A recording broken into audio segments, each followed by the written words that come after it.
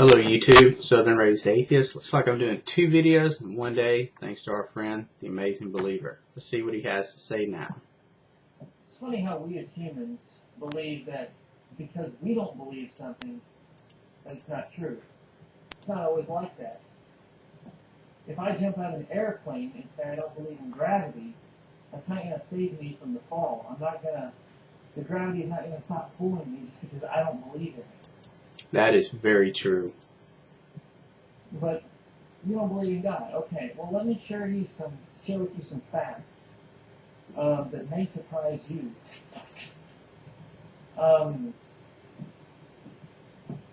We're going to look at the human body. The human body, this vessel that we live in and go throughout life in, is actually the greatest supercomputer on this planet. Man cannot even... I don't even know how to reply to that. Yes, the brain does a lot, but does the brain actually equal what supercomputers are doing? I don't even know how you would measure the calculation capability of a brain. I mean, we can't even, measure speeds of computer processors kind of accurately, much in a meaningful way, not accurately. So I don't even know if we can compare this or not. You can design a supercomputer greater than what the human body can do. George Gallup, the famous statistician that is named that has been given credit for the Gallup poll, stated that I could prove God statistically. Look at the human body, for instance. The chances that all of its functions work together out of random chance is a statistical monstrosity. First of all, you've got natural selection to go along with that chance or mutations.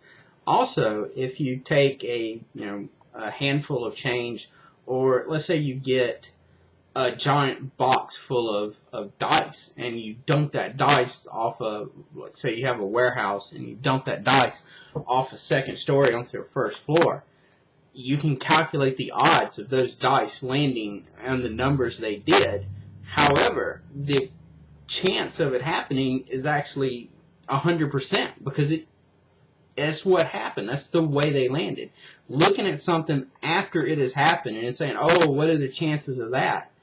I mean, that's not how statistics are used. Also, yet again, with natural selection, it's the same thing that if you have enough monkeys and enough typewriters and enough time, they'll recreate the works of Shakespeare. But if someone is sitting there and taking the letter and saying, "Oh, this letter was right," and then holding that space, and this letter's right and holding that space, it's not going to take nearly as long for them to randomly, pump out, Romeo and Juliet. It's going to happen.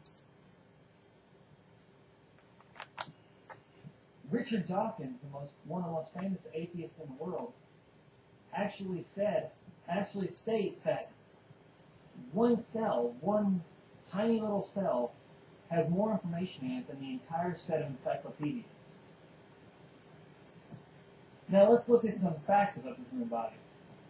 When a person sneezes, have you ever noticed that when you sneeze, you can't keep your eyes open? Your eyes are automatically programmed to close when you sneeze. Why that is, I'm really not sure, but that's what your body does. You can't... Because that's what was selected for some reason. It was an advantage. It was some advantage. Or it was... it could have happened due to something else, and since it wasn't a disadvantage, it didn't get selected against. Keep your eyes open while you sneeze, no matter what. You can try all you want. Trust me, I've tried for days since I read this fact, and it doesn't work. I don't doubt that. Your lungs automatically breathe without you even trying.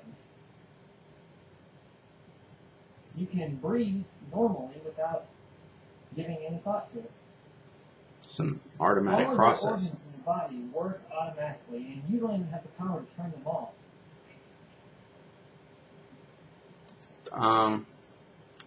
I'm not sure about that. I mean, you can hold your breath, and if you hold it long enough, you can hold them until you pass out.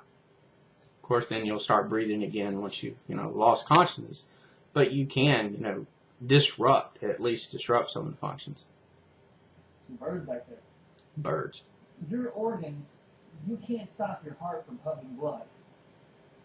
You can't stop your stomach from producing producing acid. You can't stop your lungs from breathing. You can't stop your brain from thinking. All of these things work automatically so that you can have life, and you can't stop it. Your mind never stops thinking, even if you try. That is correct. You can sit there and try to think about nothing. But what you don't realize is that while you're trying to think about nothing, you're thinking about nothing. So, Oh, that's so clever. You're always thinking about something. Your eyes have 137 million light-sensitive cells. Charles Darwin, the creator, the person who came up with the theory of evolution, he came up with natural selection. The theory of evolution had already been, or the concept of evolution had already been discussed previous to him. He stated that to suppose that the eye could have developed by natural selection is, he freely confessed, absurd in the highest degree. And here we go with Christian dishonesty again. You're implying that, Darwin didn't know what he was star or that he couldn't do it. But if you read the rest of the quote, or read after that quote, when it was first said that the sun stood still and the world turned around, the common sense of mankind declared the doctrine false. The old saying of vox populi and vox dei, as every philosopher knows, cannot be trusted in science. Reason tells me that if numerous gradations in a simple and imperfect eye to one complex and perfect can be shown to exist, each grade being useful to its processor, it is certainly the case. And furthermore, the eye ever varies, and the variations are inherited, as is likewise certainly the case if such variations should be useful to any animal under changing conditions of life. Then the difficulty of believing that a perfect and complex eye can be formed by natural selection, though insuperable by our imagination, should not be considered as subversive of a theory. And octopuses have a better eye than us among mollusks and other animals. That branch, we can see every stage, from just light detection to color to 3D to even improved upon our eye. So Darwin is not discounting his own theory there. And I'm only halfway through your video, but I think we've shown enough here.